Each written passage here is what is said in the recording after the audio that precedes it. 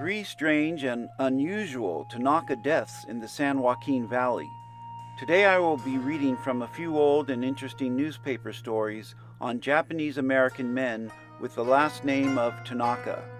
I present this video as a thank you to the many people in the valley who took the time to listen to my Tanaka torture, death, hanging mystery of Reedley, California. Now, I have no personal connection to the name Tanaka, but it is a rather widely held name, and it does have a nice ring. Unfortunately for some, as the Reedley story and the following three other stories indicate, it sometimes has the ring of tragedy, especially, it would seem, in the Central Valley. Also, I want to mention that the few pictures used in the video are for illustrative purposes only, and they did not originate with the following three true stories. Story 1 from the Tulare Advance Register, November 28, 1935. 3,000 Visalians see man burned to death in planing mill fire. An unidentified man was burned to death early this morning when flames destroyed a portion of the Visalia planing mill plant. The man was believed to be an itinerant worker sleeping in the plant. Another worker, said to be a friend of the dead man, was critically burned when he rushed into the building in a vain attempt to rescue his companion. The fire burned the rear part of the plant, used for storing finished work at the mill. Firemen, after a lengthy battle, saved the main part of the building. No estimate has been made of the damage. Authorities declared they believed the blaze had been started by itinerants who were sleeping in the building. One man was burned to death here tonight, and at least 3 others were believed trapped in the flames that gutted the Visalia planing mill. The man, apparently a transient who had taken refuge in the mill, stumbled out of the center of the blazing structure only to collapse before the onrushing flames.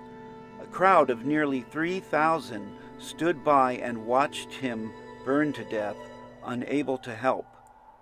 Witnesses declared they had seen 3 other men in the mill earlier in the evening, and firemen believed them trapped by the roaring flames.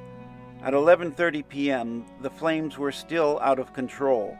The plant is located in a thinly populated district, however, and authorities saw no danger of it spreading. Firemen were unable to determine the cause of the fire, but conjecture it might have resulted from campfires the transients built. And following up on December 5, 1935, from the Visalia Times-Delta, identification of fire victim believed near. Relatives of G. Tanaka due here today to confer with Coroner.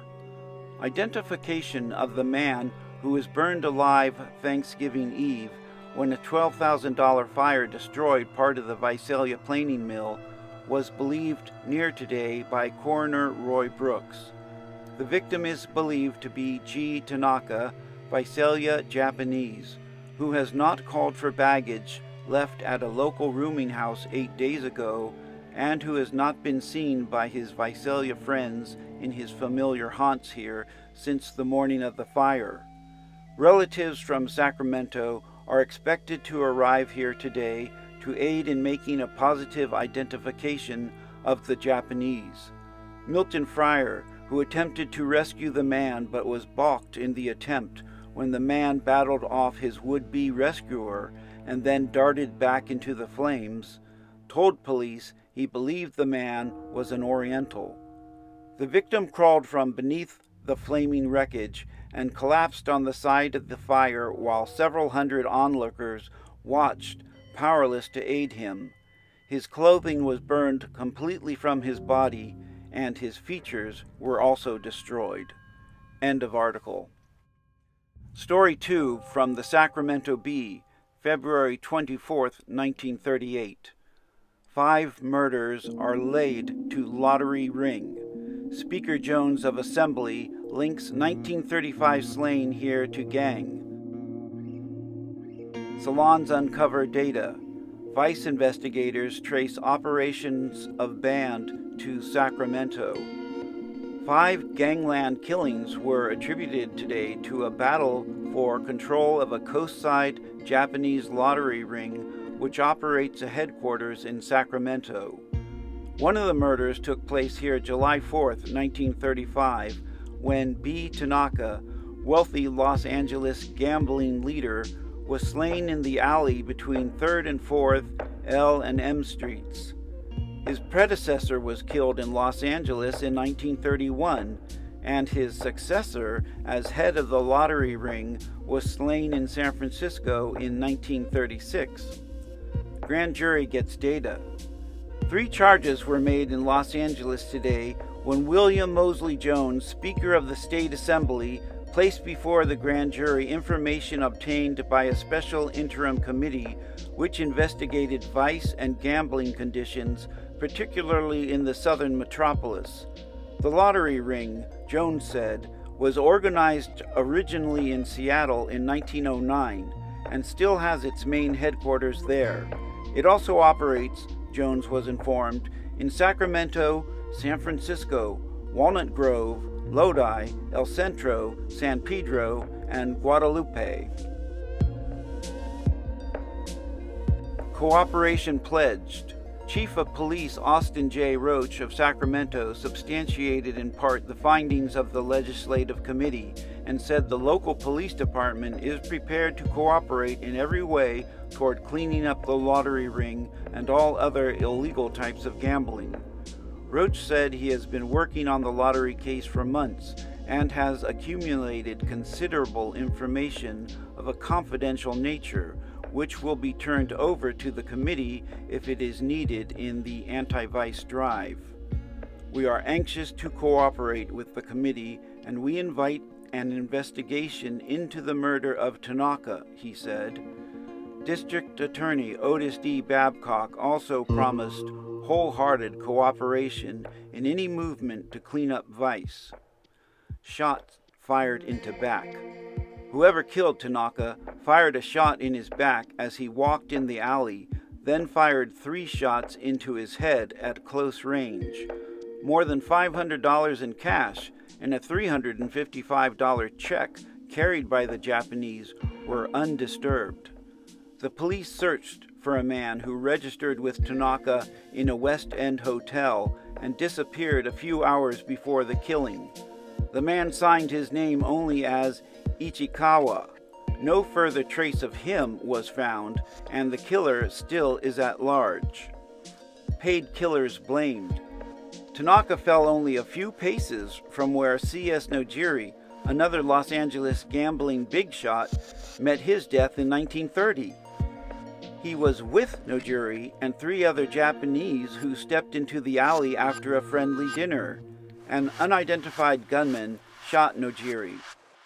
After Tanaka's death, the police said they believed both the Japanese were slain by paid killers from a competitive gambling organization. There is no definite information that Nojiri was connected with the lottery ring. End of article. And story 3 from the Fresno Bee, February 13, 1964. Farm worker hangs himself. Sakei Tanaka, a 65-year-old farm worker, committed suicide yesterday by hanging himself in a shed of a labor camp where he lived at 13770 Parlier Avenue. Deputy Coroner Jack Anderson said there was no apparent reason for the suicide. Tanaka did not leave a note, and friends said he did not appear to be despondent. Anderson said Tanaka apparently used a weak piece of twine in an initial attempt. It broke and he used a rope the second time. Tanaka was a native of Japan and came to the United States in 1919. He had worked as a farm laborer for the past 6 years in the Parlier area. He is survived by an uncle, Tachiki Tanaka of Los Angeles. Funeral services will be held tomorrow at 11 a.m. in the Parlier Buddhist Church. Interment will be in the Chapel of the Light of Fresno. The Robinson Chapel in Selma is in charge of arrangements. End of article. Well, I think these three stories could be just as easily torn from today's headlines. Transients still set fires in buildings, leading to millions in property damage. Competing criminal gangs still kill each other, and people still commit suicide, though oddly enough in Seikei Tanaka's case in Parlier, he had not appeared to be despondent to his friends. But other than the police finding a piece of twine and a rope, there is not much to go on in terms of a better understanding of the case.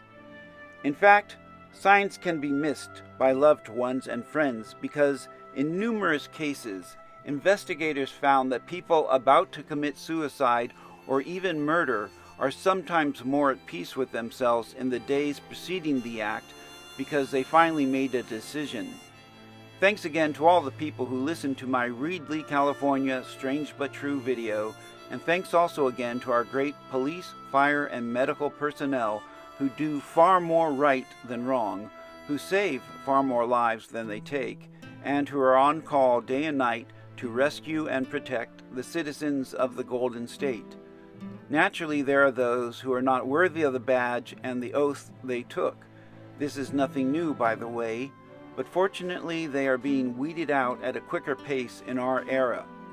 Also, please everyone, give our hard-working Asian Americans a break. Their lives are not any easier than those whose ancestors arrived here from Europe.